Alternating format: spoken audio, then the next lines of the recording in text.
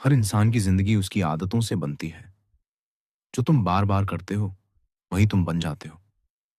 सफल लोग और असफल लोगों में फर्क सिर्फ एक चीज का होता है, उनकी हैबिट्स का।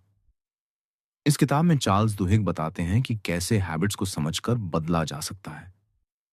हर आदत तीन हिस्सों से बनती है। एक संकेत, जो आदत शुरू करता है। दो, रूटीन, रूटीन जो काम हम बार बार करते हैं। तीन, रिवॉर्ड, इनाम, जिससे हमें अच्छा महसूस होता है। उदाहरण, शाम को ऑफिस से आने के बाद थकान, क्यों? जंक फूड खाना, रूटीन, आराम का एहसास, रिवॉर्ड। अगर इस लूप को समझ लो तो तुम किसी भी हैबिट को बदल सकते हो। हम किसी काम को दोहराते हैं क्योंकि हमारा दिमाग रिवॉर्ड की उम्मीद करने लगता है। जब तुम बार बार किसी आदत को दोहराते हो, दिमाग रिवॉर्ड की उम्मीद में पहले से खुश हो जाता है। यानी हमें सिर्फ रिवॉर्ड नहीं, रिवॉर्ड की एक्सपेक्टेशन से ही मजा आने लगता है। पुरानी हैबिट को मिटाना मुश्किल है, लेकिन उसे नया रूप देना आसान है।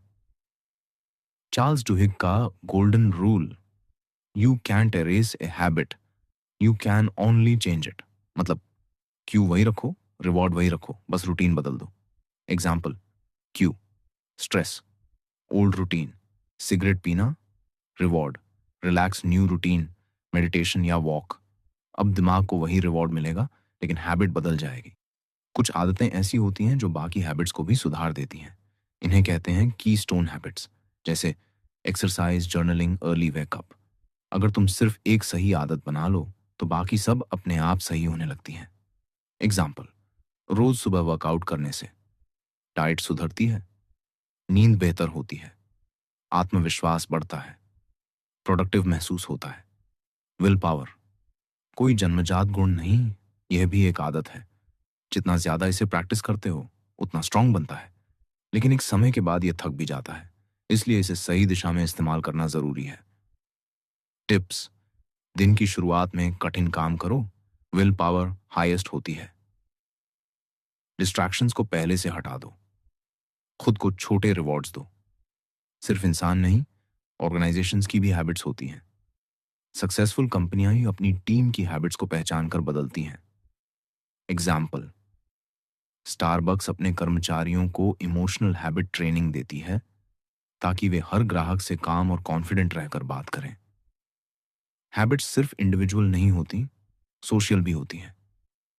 जब किसी समाज में लोगों की एक जैसी हैबिट्स बन जाती है तो वो कल्चर बन जाती है। Example, civil rights movement, USA. लोगों ने एक साथ अपनी पुरानी आदतें तोड़ी और नई बनाई, और इससे पूरी समाज बदल गई। हैबिट्स दिमाग में गहराई से बस जाती हैं, पर फर्क यह है, सचेत लोग अपनी हैबिट्स को पहचानते हैं और उन्हें नियंत्रित करते हैं। जब तुम अपनी हैबिट को ऑब्जर्व करने लगते हो, तब तुम्हारे पास उसे बदलने की पावर आती है।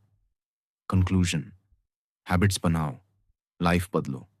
हैबिट्स हसाकार आइडेंटिटी। जो आदतें तुम बनाते हो वही तुम्हारा भविष्य बनाती है। अगर तुमने अपनी आदतों को काबू में कर लिया तो जिंदगी में कुछ भी हासिल कर सकते हैं। हर सुबह जब हम उठते हैं तो हम सोचते हैं कि आज कुछ नया करेंगे, लेकिन फिर वही पुरानी आदतें हमें घेर लेती हैं। द पावर ऑफ हैबिट हमें सिखाती है कि हमारी हर आदत एक लूप है। क्यू, रूटीन, रिवॉर्ड, और अगर तुम इस लूप को समझ लो तो तुम अपनी जिंदगी को रिकॉर्ड कर सकते हो।